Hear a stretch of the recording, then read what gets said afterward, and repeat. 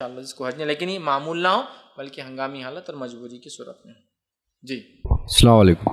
فیض بھائی 2 سوال ہے. جو قنوت کے بارے میں آپ نے 2 دعائیں بتائی، ایک سنت سے ثابت اور جو نارملی پڑھے جاتی، اگر وہ دونوں بھی دعا نہیں آتی تو ہم عربی کی جو دعا ہے جیسے صحت کی، جنت کی، دوزخ کی، ایسا ہاتھ اٹھا کر وہ دعا کر سکتے ہیں کیا ویتر میں آخری رکعت میں؟ اور دوسرا، جیسا آپ نے بولا کہ سورہ آل عمران کی 10 آیتیں آسمان کو دیکھ کے پڑھنی ہے، تو وہ وداؤٹ وضو اب یاد تو ہے نہیں تو قرآن ہاتھ میں لے کے پڑھنا پڑے گا، تو وداؤٹ وضو ہم پڑھ سکتے ہیں کیا وہ؟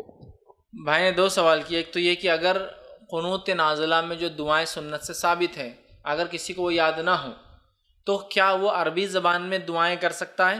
تو یاد رکھیے، اگر کسی کو قنوت نازلہ کی جو ثابت شدہ سنت دعائیں ہیں یاد نہ ہوں تو وہ عربی زبان میں کوئی بھی دعا پھر کر لے انشاءاللہ عزیز کو ہے. ربنا آتنا فی الدنیا حسنۃ وفی الآخرۃ حسنۃ وقنا عذاب النار ایک بار نہیں 3 بار پڑھ لے، اس لیے کہ نبی اکرم صلی اللہ علیہ وسلم اہم دعاؤں کو 2 3 بار دہرایا کرتے تھے، تو وہ ایسا کر سکتا ہے. اور ایک بات یہ بھی ہے کہ جب آپ صلی اللہ علیہ وسلم قنوت پڑھتے ہیں تو قنوت کے آخر میں یاد رکھیے صحابہ سے عمل ثابت ہے کہ وہ صلی اللہ علیہ نبی وسلم پڑھتے تھے، نبی پر درود بھیجتے تھے آخر میں. ٹھیک ہے، تو یہ بھی آپ اس میں اضافہ کر سکتے کہ یہ پڑھنے کے بعد وہ صلی اللہ علیہ نبی وسلم کہ نبی اکرم صلی اللہ علیہ وسلم سلامتی ہو، یہ آپ کر سکتے، تو آپ عربی میں وہ کر سکتے ہیں. ٹھیک. دوسرا یہ بھی بتا دوں آپ کو میں کہ سمجھ لیجیے اب عربی میں دعا ہی یاد نہیں مجھے کچھ بھی، تو آپ کیا کرو؟ تو آپ تہجد جب پڑھتے ہیں، تہجد کی نماز کے سجدے میں آپ جو زبان آپ کو آتی ہے اس زبان میں دعا کر سکتے ہیں.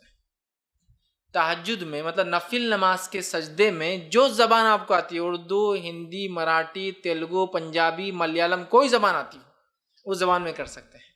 اور علماء نے اس کا جواز دیا ہے. اس لیے کہ حدیث کے الفاظ ہے بندہ سب سے قریب اپنے رب سے سجدے کی حالت میں ہوتا ہے، لہٰذا اللہ سے مانگو.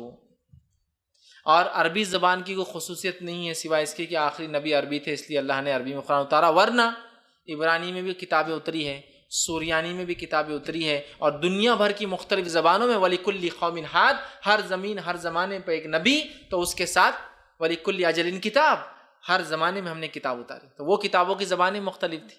آخری نبی چونکہ عربی تھے لہٰذا قرآن عربی ہے، لیکن اللہ تعالیٰ ہر زبان کو سمجھتا تو لہٰذا نفل نماز کے سجدے میں آپ اپنی زبان میں دعا کر سکتے ہیں. تو لہٰذا تہجد کے لیے اٹھیے، آخری رکعت کے اندر آخری سجدہ کیجیے، اس سجدے کے تسبیحات کے بعد اپنی دعا اللہ کے سامنے رکھیے. تو اگر عربی نہ بھی آتی ہو تو آپ کو میں نے حل اس کا دے دیا کہ اردو زبان میں بھی آپ، انگلش میں بھی آپ، اور بھی زبانوں میں بھی دعا کر سکتے ہیں، اور علماء نے اس کا جواز دیا ہے.